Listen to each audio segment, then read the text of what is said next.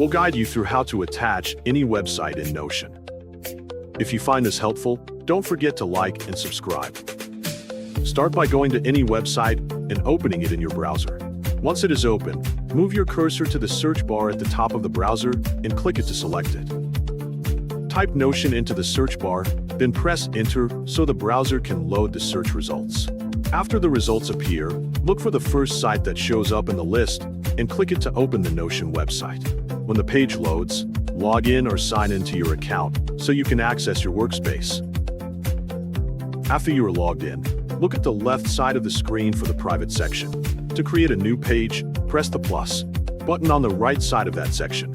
A new empty page will appear, and you can type a name for your new page at the top so that it is easy to identify later.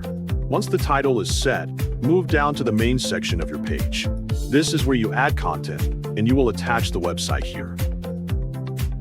Click inside the main area to place your cursor, then type /embed. When you do this, a small window will appear with two choices. One is link, which lets you attach a website using its URL, and the other is upload, which is used for attaching files instead of links. Since you want to attach a website, select the link option by clicking it.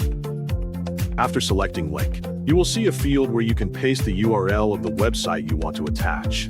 Go back to the website you opened earlier and copy the link from your browser's address bar. Then return to your Notion page and paste the link into the field. Once the link is pasted, Notion will process it and attach the site to your page. You will see a preview or a block showing the embedded website, which you can move or resize depending on how you want your page to look. At this point, the website is fully attached, and you can scroll, organize, or add more content around it. This method makes it easy to keep online resources inside your Notion workspace without losing track of them.